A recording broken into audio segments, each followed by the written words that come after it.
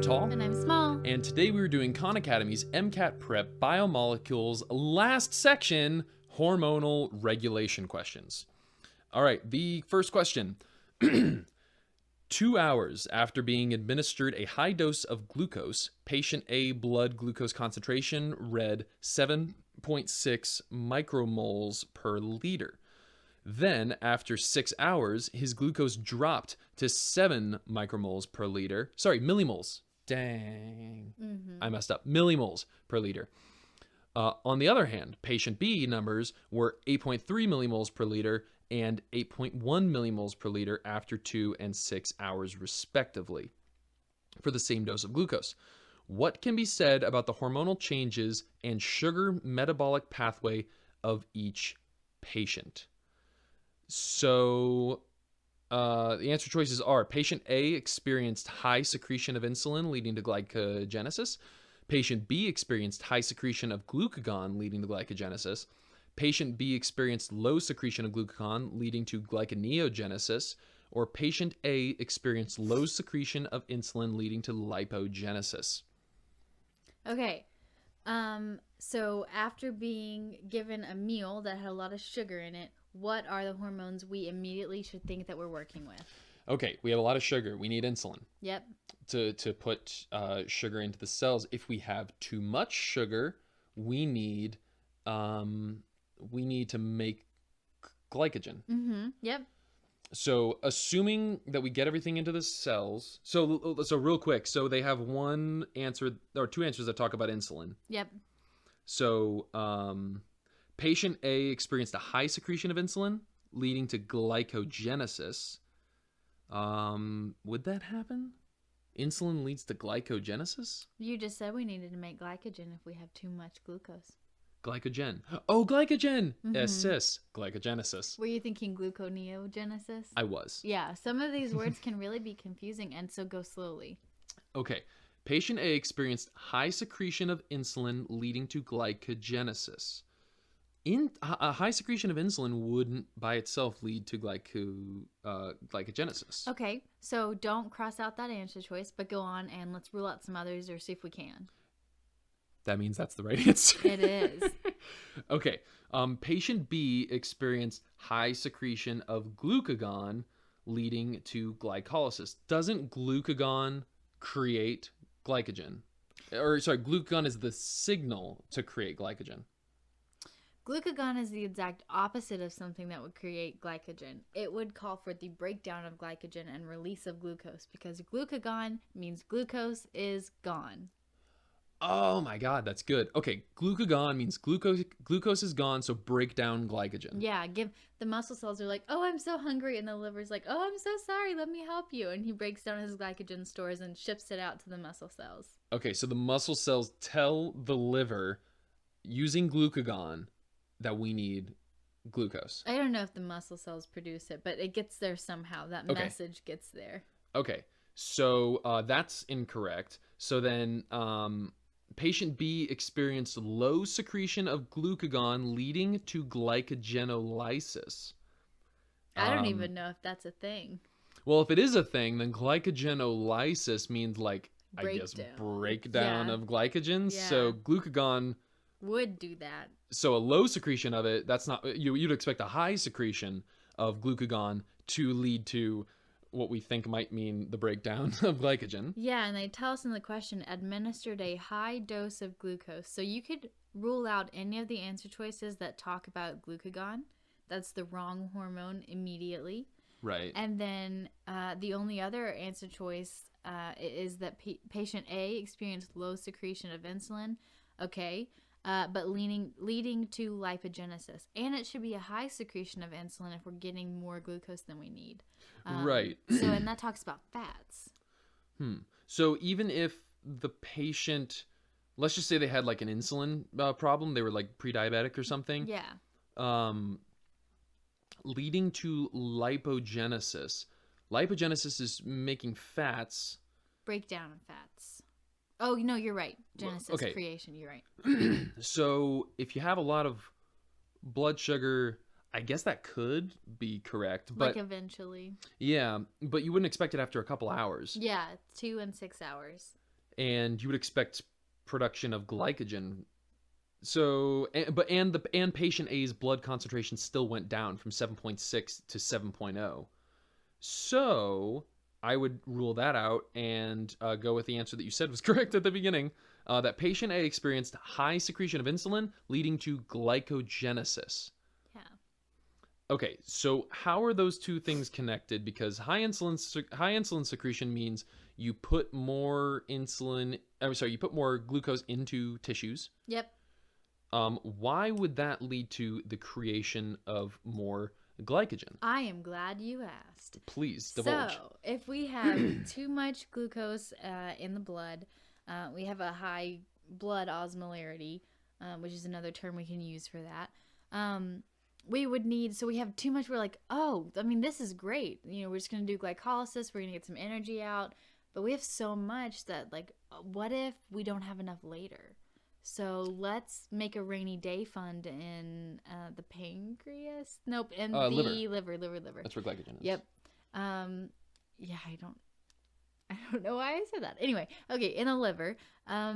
And then if we are energy deficient at a later date, the muscle cells will need more glucose to move. Right. And do all those things we need. So we have a store of glucose in the liver, and that's why we do some of the branching of the glycogen. Is just storing more and more and more tightly packed. So does a high concentration of insulin turn on a pathway that leads to glycogenesis? Yeah, I would assume so, near the liver. Okay. All right. So that makes sense. Especially if that's the case. And when we check it, it is correct. Let's look and see if Khan tells us that. So glycogenolysis increases sugar levels. So, okay, that was about what we thought. Low insulin secretion would not clear the glucose. Okay, after an increase in his blood sugar levels, patient A experienced high secretion of insulin, leading to glycogenesis. So I'm assuming that there's some kind of feedback mechanism that when you have a certain level of insulin, you're going to trigger the release or the catabolism of glycogen.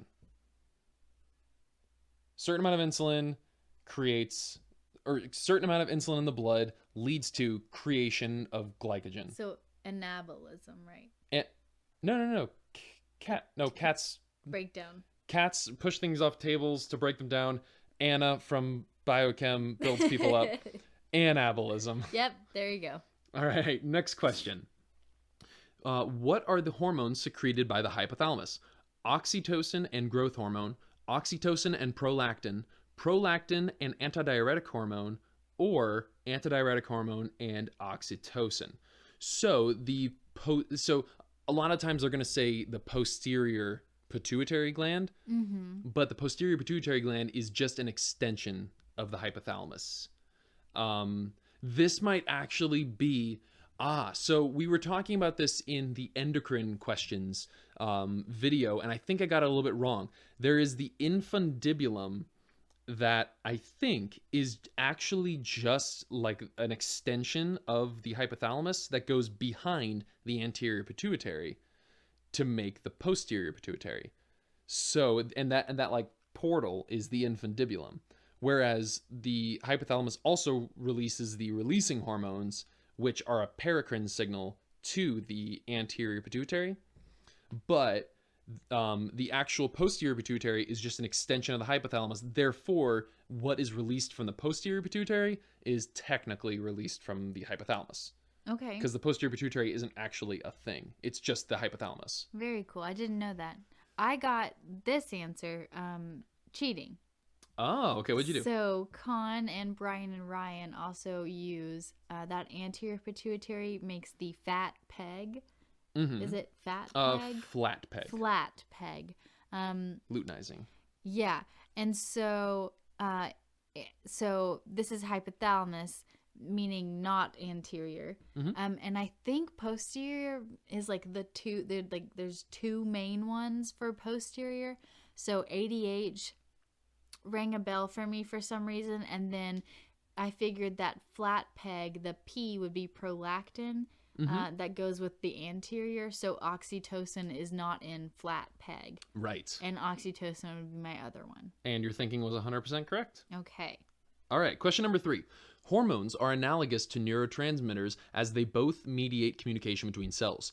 Which type of signaling molecules and which class of signaling molecules are similar to a neuron using a secondary messenger signaling to communicate with the postsynaptic membrane? Okay, so let's hold on a second. I'm not even sure what they're asking here. They're asking for what molecule and what class of signaling molecules.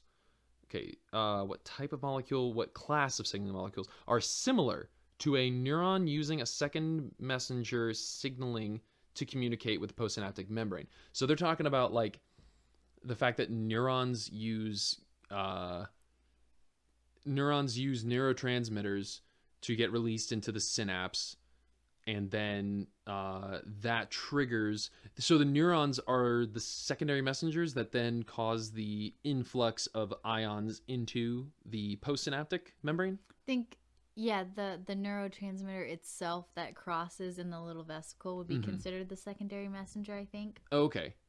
So the possible answer choices are an autocrine hormone because it establishes local communication, and protein because it does not use the receptors.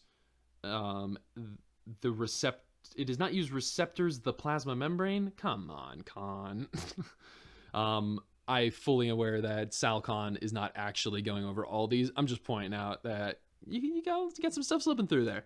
Okay. An endocrine hormone because it establishes distant communication, and steroid because it does not. Okay, so what we're really looking for here is what is neurotransmitter release in the synapse analogous to? Yep. So that should be paracrine. Yeah. Because it's not going back on itself, even though there is some stuff about reuptake that has a kind of autocrine kind of thing to it. However, if you're going from presynaptic to postsynaptic, that's paracrine, or it'd be analogous to paracrine. And so we can immediately pick the right answer. Yep.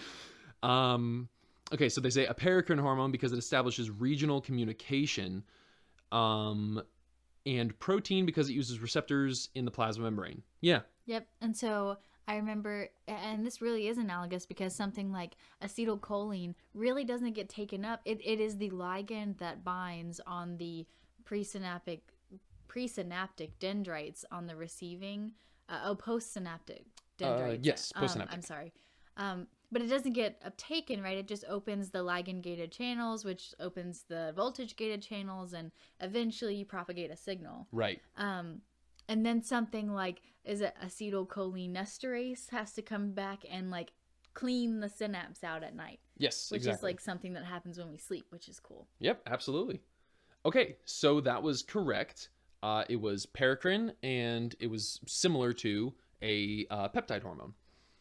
Okay, next question. Small cell carcinoma of the lungs can lead to hyponatremia, which means low sodium concentration of the blood, and yet excessive water retention. How would hormone levels change to reduce these two effects? So how could you release hormones to reduce low sodium concentration in the blood and excessive water retention? So is it decreased secretion of aldosterone and decreased secretion of antidiuretic hormone, decreased secretion of aldosterone and increased secretion of antidiuretic hormone, increased secretion of aldosterone and increased secretion of antidiuretic hormone, or increased secretion of aldosterone and decreased secretion of antidiuretic hormone? That was a mouthful. I was going to say, did you even take a breath? Ooh, I did not. My diction is phenomenal. Well done. Okay. So let's start with the first one. Yep. We want to reduce the effect of, so we don't want low sodium concentration. We want to retain sodium. Right. So what does that immediately make you think of? Kidneys, and in the kidneys you use aldosterone to retain sodium, which then pulls water along with it. Exactly. Okay, so it would be, so aldosterone is the first choice. If we have low sodium concentration in the blood, we need to release aldosterone to sequester more sodium from the kidneys. So we need Right. more aldosterone. Well done. Increase our blood osmolarity. Okay. So increased secretion of aldosterone. And then let's see. So we have excess water retention. Antidiuretic hormone works on the collecting duct Yep. to retain more water. Yeah, I think it actually increases the amount of aquaporins we have in that membrane. Whoa. Okay, yeah, that would make sense. Yeah. That would do the job. It's something crazy like that. So we don't want that. We want to get rid of our water. Yeah. So we need less antidiuretic hormone. Yep. So we have an answer that is increased secretion of aldosterone and decreased secretion of antidiuretic hormone, and it's correct. Well done. Look at us thinking through things. Okay, so the figure below shows the thyroid hormone feedback loop. If you guys are not following along in the actual thing, it's exactly what you would expect. It's talking about the thyroid glands sending out T3 and T4, which increases metabolism, which the T3 and T4 also creates a negative feedback loop on the hypothalamus and anterior pituitary, where the hypothalamus, remember, releases thyrotropin releasing hormone, TRH, which tells the pituitary to release thyroid stimulating hormone, TSH. Thyroid stimulating hormone then tells the thyroid gland produce T3, T4, and you see how the circle works there. So, experiment group A of mice had their thyroid hormone receptors in the pituitary gland knocked down, while experiment group B had their thyroid hormone receptors in the hypothalamus knocked down. A drug was given to both mice groups to increase its thyroid hormone levels from normal 7.6 millimoles per liter to high 8.3 millimoles per liter. What would be a likely concentration of thyroid hormone after 24 hours, assuming 24 hours is enough for the feedback loop to act on the thyroid hormone? Okay, and so let's look at these answers. So we had group A had wait a minute, they have 7.6 and 8.3. So 7.6 and 8.3, what are they talking about? Okay, so what would be the effect of, what would be the likely concentration of thyroid hormone after 24 hours? Okay, a drug was given, this is such a confusing question. I know it is. A drug was given to both mice groups to increase its TH. Okay, so we're increasing thyroid hormone. Okay, we have currently with both groups, one of them had their pituitary gland receptors knocked out. Mm-hmm. One of them had their hypothalamus receptors knocked out. Both of them currently have a thyroid hormone level of 8.3. That's what they're saying about the 7.6 to 8.3. They're only saying that right now, after, at that 0 hour, they have 8.3. We're going to go 24 hours. That's a high level, 8.3. Right. So after 24 hours, what are we thinking? So group A at 6.6 millimoles and group B at 8.4. Group A at 8.2 and group B at 7.7. Group A at 7.6 and group B at 7.3. Or group A at 7.8 and group B at 8.1. Okay, so we have a lot of thyroid hormone in circulation. That would cause a negative feedback loop on both the hypothalamus and the anterior pituitary. Exactly. So we're cutting off that negative feedback loop at the source. No. Exactly. We're inducing the negative feedback loop. Nope. You are technically, but you have also cut the receptors in that's right. either one or the other. Gotcha. So yes, that I forgot about that. Yes, we are cutting off that negative feedback loop. So it's not going to matter which one you cut it off at. If you cut it off at either, it's going, or sorry, no, as long as you are, ooh. Yeah, so they gave you two conflicting sets of information here. They gave you an overabundance of the product, which makes you think, oh, negative feedback loop. I'm familiar with thyroid system, and so I'm going to go with something that's going to be a decreased concentration. And then you go back and read the first couple of sentences, and it's talking about damaging receptors in the pituitary versus the hypothalamus, and we know both are involved with the negative feedback loop. So if we're no longer able to sense concentrations of the hormone in those areas, we're probably not going to have that negative feedback loop. So I went with the answer choice that was the highest concentration for both. Okay. But wouldn't, if you were knocking out the receptors on either one, then wouldn't they still, the other one's going to sense it?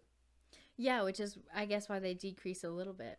Ah, but not totally. So, yeah, I guess I would go along with the highest for both, which would be... so it's between 7.8 and 8.1, or 8.2 and 7.7. In that case, so Group A had their pituitary gland knocked down. Group B had their had their hypothalamus knocked down.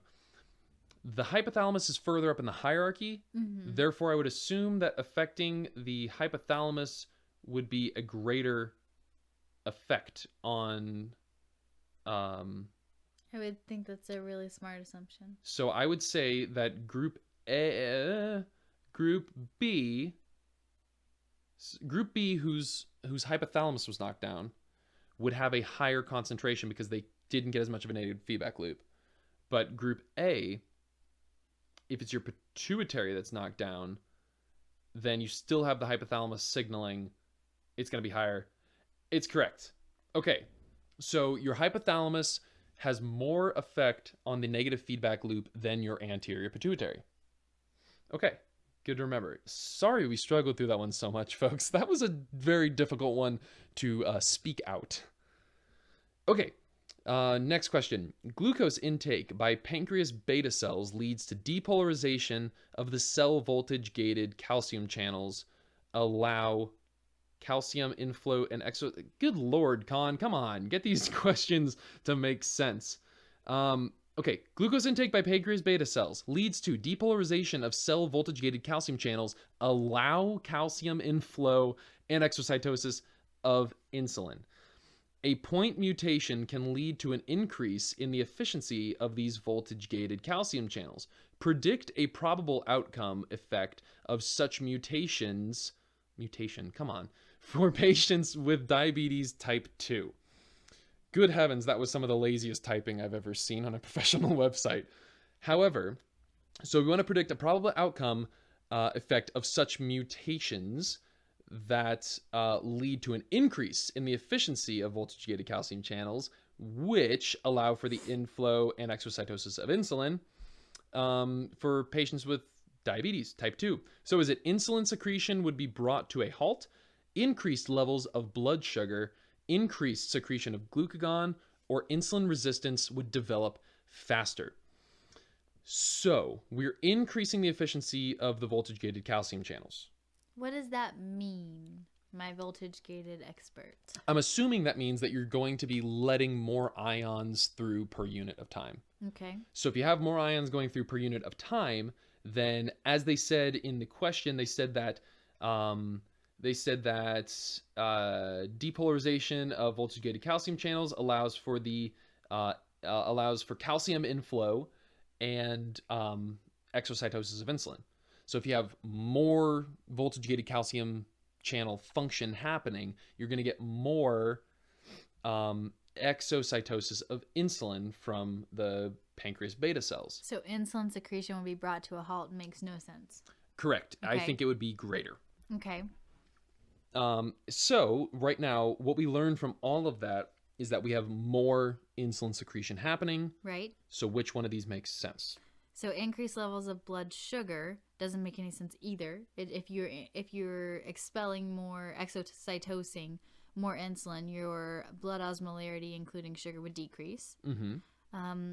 Increased secretion of glucagon. Well, that's not even what those cells deal with.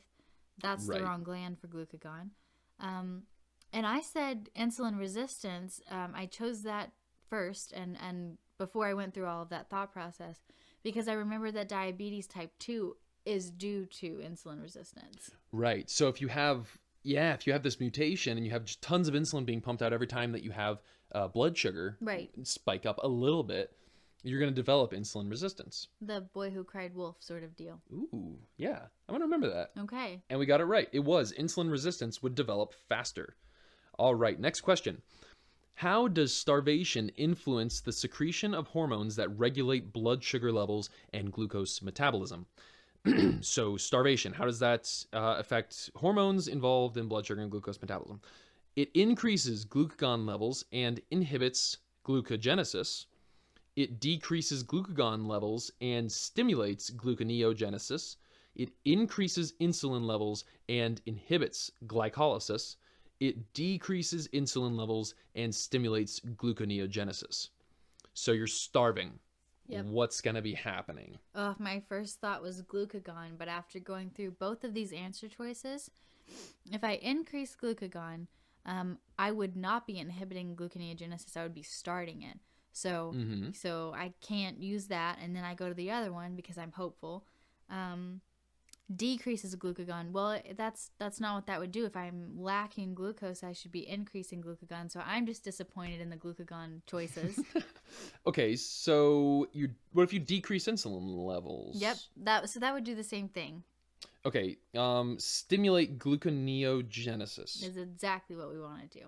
Okay, so yeah, I would assume that if you have starvation, meaning low blood sugar, you need to use your reserves. You would probably decrease insulin levels because there's no point in bringing sugar in from the blood because you have low blood sugar. Yeah. And you want to stimulate gluconeogenesis, which gluconeogenesis is creating glucose from. Ooh, tell me. Nope, you tell me. Glycogen? No, so it is quite literally the exact opposite of glycolysis. Oh, it's that one. Yep. Where you take pyruvate, you add like acetylcholine or oxaloacetate or some words. I'm just going to keep saying things. CO2, right?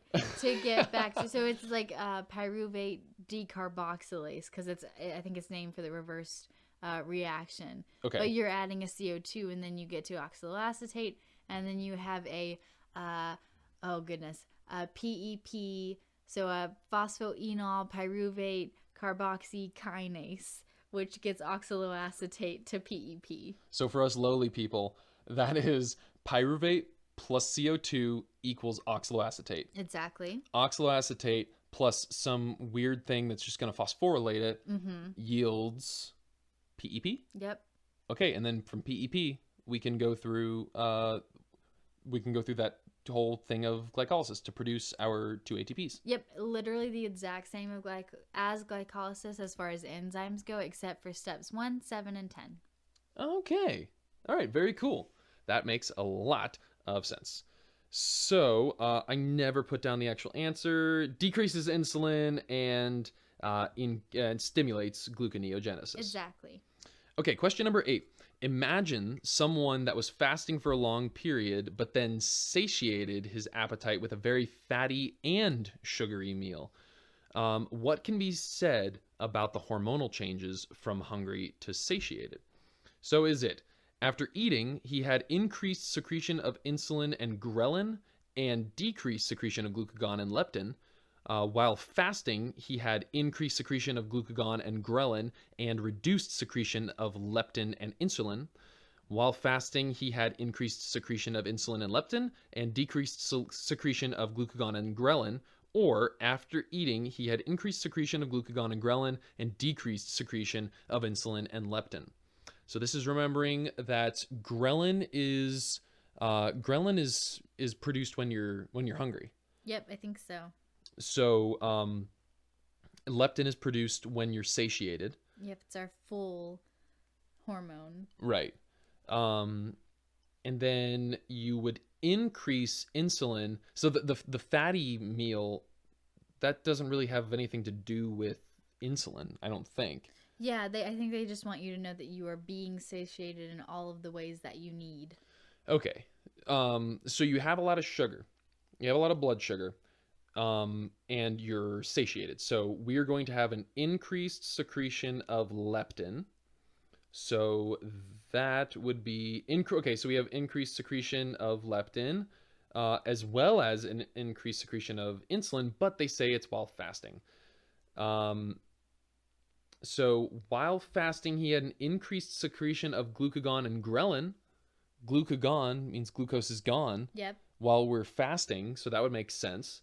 And ghrelin means I'm hungry. So that's while you're fasting. And while you're fasting, you would also have a reduced secretion of leptin, meaning I'm full, and insulin, meaning I have high blood sugar. Yep. So I would think that's the correct answer. I would agree with you. And it's right. Okay, while fasting, he had an increased secretion of glucagon and ghrelin and a reduced secretion of leptin and insulin. Remember, ghrelin is spelled with an H, and it corresponds with hunger. Grr, hunger. Yes, very. That's my tummy going grr. Okay. Question number 9. Technological innovation creates drugs that can modulate leptin, ghrelin, and insulin production. Assuming that resistance to our hormone hypersecretion does not occur, what would be good, I'm going to read this like they wrote it. What would be good drug for someone that wants to lose weight? So, before I read the answer choices, I'm going to think about this for a second. You have leptin, ghrelin, and insulin. You want to lose weight. You want to decrease ghrelin. Yep. Increase leptin. Yep. Insulin, I don't know. I don't know if you would really want to mess with insulin if you didn't have to. So the answer choices: a drug that increases leptin but decreases ghrelin, a drug that increases insulin but decreases leptin, a drug that decreases leptin but increases ghrelin, a drug that decreases leptin but increases ghrelin. I'm going to go with the first answer choice. I did as well. Because you want to increase leptin, meaning I'm full, and you want to decrease ghrelin, meaning I'm hungry. Mm-hmm. So you just don't eat as much. And that was correct. All right. Last question, gang. Imagine a patient with diabetes type 2 that starts to take a drug that reduces his ability to clear glucose from his blood. What are the patient's prognosis and hormonal secretion for continued intake of such drug? So you have diabetes type 2, you take a drug that reduces your ability to clear glucose. So it reduces your ability to uptake glucose. Yeah. I feel like that would be the opposite of what you would want in diabetes, but let's check out their answer choices. Diabetes symptoms will get worse, glucagon secretion will increase. Diabetes symptoms will get better and glucagon secretion will decrease. Diabetes symptoms will get worse and insulin secretion will increase.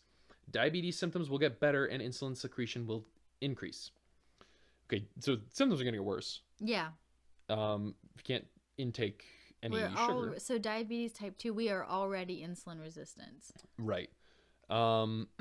So your diabetes type 2, which means you can produce insulin. Right. You're not type 1. You're not going to produce glucagon. Right. You're definitely not going to be... Okay, so we have diabetes symptoms will get worse. We have 2 choices. So the difference is either insulin secretion will increase or glucagon secretion will increase. No, you've got a lot of insulin... you've got a lot of glucose in the blood. Therefore, glucagon, which means glucose is gone, would not be increasing. It wouldn't be increasing at all. Exactly, tall. So, lessons from small. Insulin secretion will increase. Yeah, I think the pancreas is just gonna be just shoving out insulin like crazy. Yep. To no avail. To no avail. So I'm gonna say diabetes symptoms will get worse and insulin secretion will increase. We got it right. And you know what else we got? Confetti party! Woo! Strong work, gang.